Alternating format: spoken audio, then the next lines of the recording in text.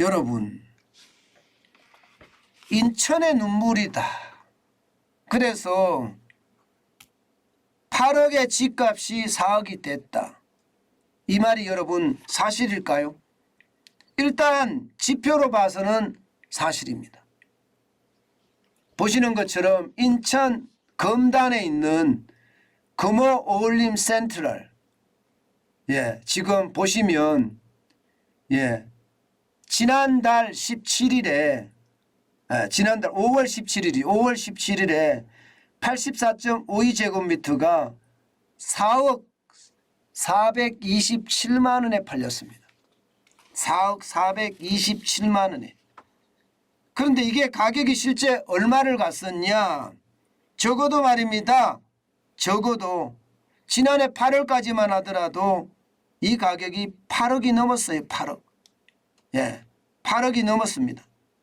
8억이 넘는 가격이 지금 9개월 만에 3억 9,013만 원이 빠진 겁니다.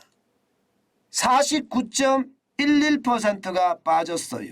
49.11%. 8억이 넘지는 않았었네요. 7억 9,440만 원. 8억 가까이 됐었네요.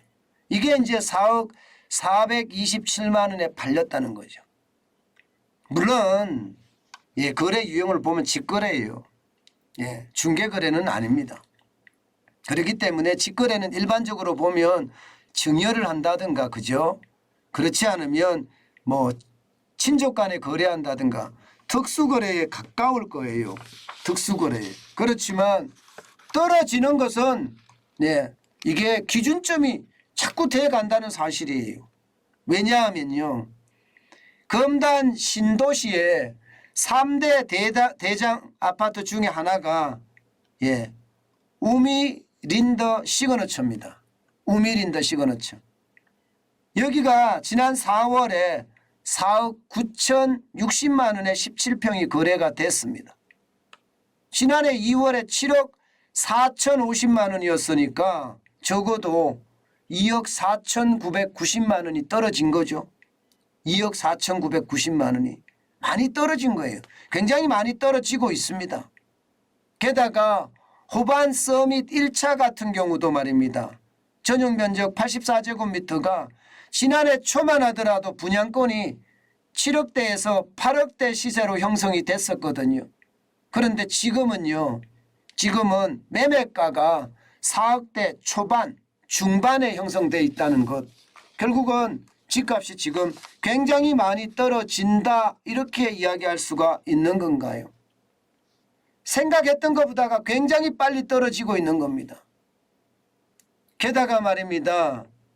이게 금단 신도시만 하더라도 규제가 좀 해제가 된 곳이잖아요.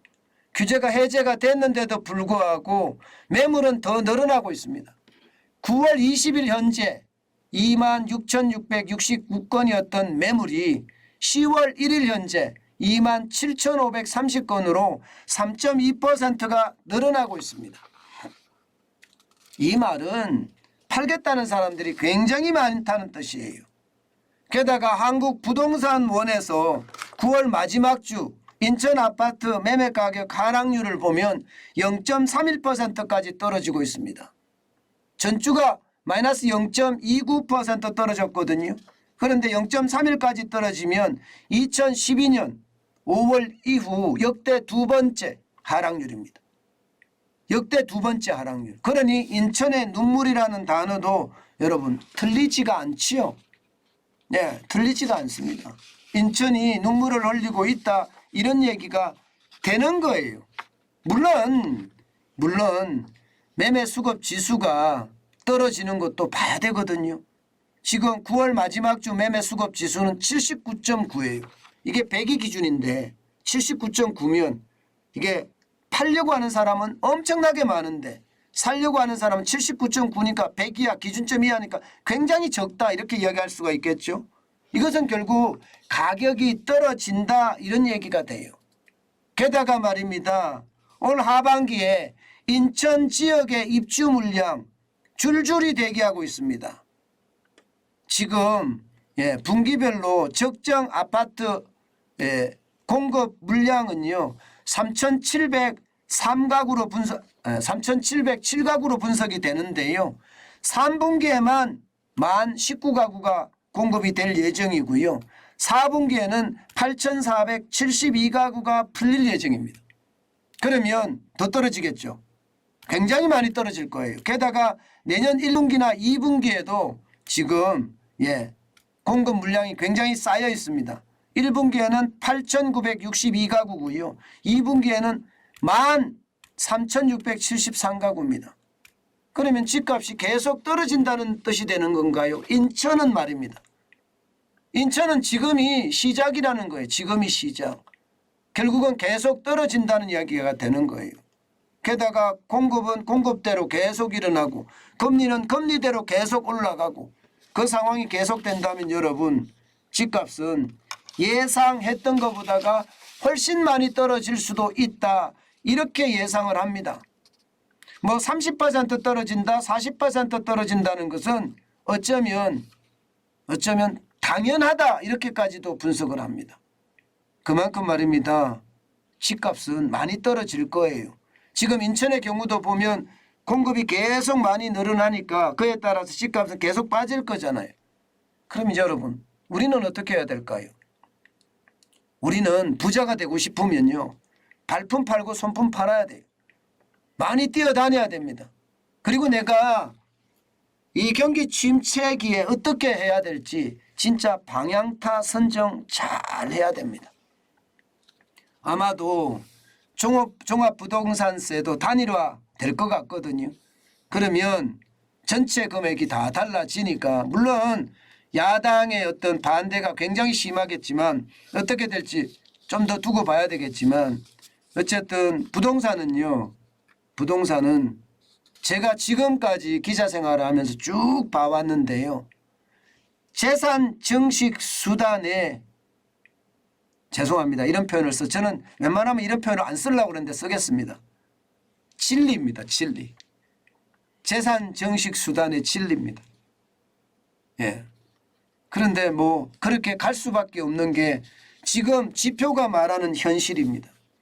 제가 지방지역까지도 이렇게 계속 분석을 해드리는 이유는요. 이게 서울만 가지고는 미래를 예측하기 힘들거든요. 그래서 지방과 함께 분석을 해보면 지금 상황이 이렇게 수도권이 떨어지면 점점 몰려와서 서울이 떨어지겠구나. 노도강은 지금 벌써 30% 떨어졌다고 이야기한다. 그렇지만 거래량이 적으니까 아직 유의미하게 해석해서는 안 된다. 그러면서 곳곳에 3, 4억씩 뭐 20% 30% 폭락하는 것은 아직까지는 드문 현상이지만 점점 공급이 많아지고 금리가 올라가면 현실화 되겠구나. 이렇게 지금 분석할 수 있는 거잖아요. 그러면 우리는 어떻게 해야 된다? 현금을 쌓아놨으면 이게 위기가 왔을 때 부동산에 내가 비중을 얼마나 가지고 더 투자할지 그리고 주식시장에 내가 얼마나 어떻게 투자할지 이런 고민 암호화폐 시장에 얼마나 투자할지 이런 고민 해야 되는 것 아니겠습니까? 그래서 저는 시장부터 지독하게 봐야 된다고 생각해요. 지금부터 말입니다. 그래서 제가 지방의 어떤 부동산들도 지금 꼼꼼히 분석해서 여러분에게 알려드리는 겁니다. 지금이 그 시기다 이런 이야기죠. 저는 부자가 되고자 하면요. 지금이 굉장히 중요한 기회고요. 이 기회를 잘 활용해야 합니다. 저는 여러분들이 특히 정환진 TV를 보시는 분들은 잘 활용할 수 있으리라 생각합니다. 저는 많은 돈을 가지고 있지 않지만 제가 가면서 점점 저도 보여드리겠습니다. 저도 점점 제가 부자가 될 수 있는지 없는지 점점 보여드리겠습니다. 여러분 위기는 기회입니다. 그 기회를 어떻게 잘 활용하느냐는 여러분들의 능력이고요. 여러분들의 능력을 기르는 것은 제가 그냥 웃기는 이야기로 하겠습니다. 정환진 TV를 지독하게 보시면 됩니다.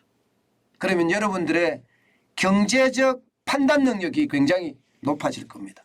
그것이 여러분들을 부자로 반드시 만들어 줄 겁니다. 전 그렇게 믿습니다.